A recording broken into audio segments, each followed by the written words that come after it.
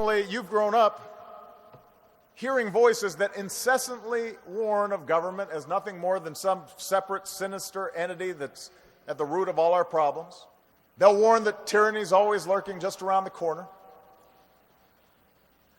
You should reject these voices. Firestorm surrounding the IRS. Last night, we asked if what they did was fair. Tonight, the FBI is asking, was it criminal? Questions tonight concerning if anyone in the White House was aware of the targeting of conservative groups. This is a trifecta that really goes to the president's trust, that goes to the question of incompetence within the administration. The IRS issue stands out. Practices that have been reported on and were intentionally targeting conservative groups, then that's outrageous.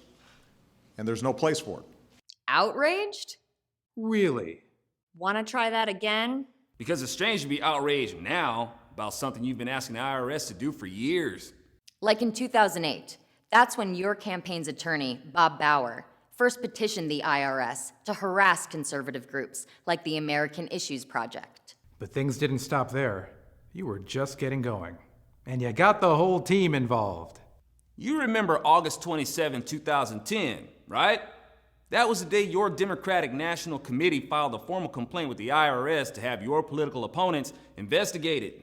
And let's not forget your Democrat friends in the Senate. They got in on the action too. 2010. That's when your Democrat buddies Max Baucus and Tricky Dick Durbin first wrote the IRS, demanding that they investigate your opposition. In October of 2010, you sent a letter to the IRS in which you talked about going after groups. Why not refrain from singling out a conservative group and never mention any liberal groups? And speaking of numbers, how about 7? That's the number of powerful Democrat senators, including Chuck Schumer and Al Franken, who wrote again to the IRS in 2012, asking for even more investigations. It's funny how they don't want to talk about that much anymore. Do you think you should be at the IRS? Do you think you should be at the witness table for the IRS, considering you've pressed the agency to... Oh, sorry. I'm sorry. Excuse me. Since you pressed the agency to... Guys, we're running real question. We're running really late for a meeting. We really don't talk to national press. After all those requests, looks like somebody finally listened.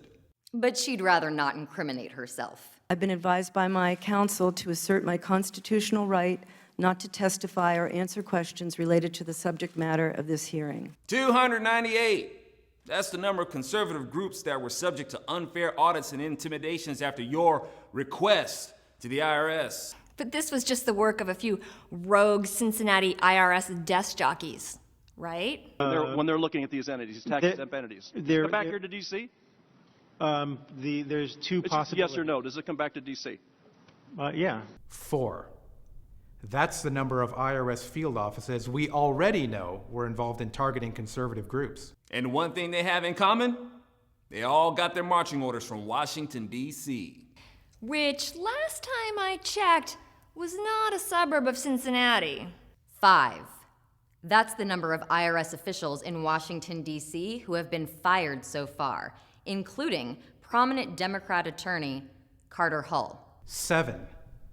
That's the number of coordinated federal agencies that intimidated True the Vote and other conservative groups just like them alone.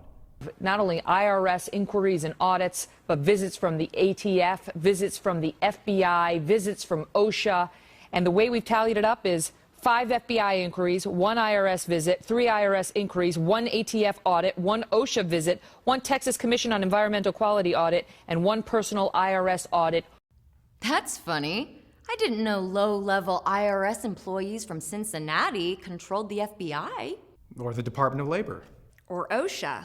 Come to think of it, what's the one thing all those agencies have in common? I'll give you a hint. They all report to the White House. But we're not supposed to talk about that. Good old number 1.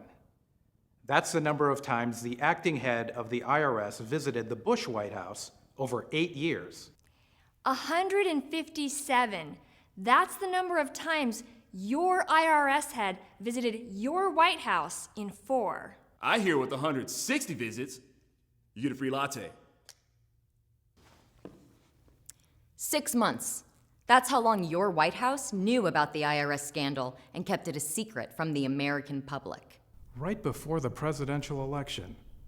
But like Benghazi, I'm sure that was just a happy coincidence. 4 years of instructions to the IRS to intimidate your opposition. At least 5 IRS field offices. 298 groups audited. By at least 7 separate federal agencies. And we're supposed to believe that a few low-level IRS desk jockeys from Cincinnati coordinated all this? They said, A, it was inadvertent, or just some odd underlings out in Cincinnati who did this, and there was no political motive whatever involved. Now, the question is, how stupid do they think we are? The numbers aren't adding up, Mr. President. It's not that hard to connect the dots, and they're all pointing in one direction.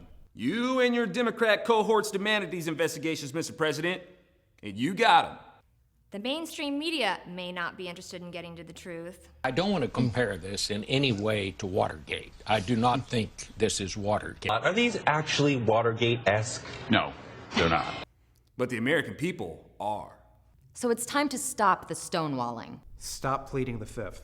Stop throwing low-level employees under the bus. And stop your opposition to a federal prosecutor. And it's time. It's time. It's time. It's time for the mainstream American media to grow a pair.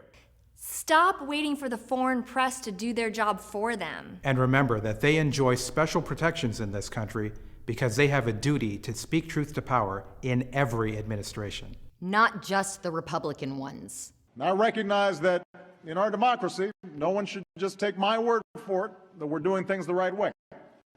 We couldn't have said it better ourselves.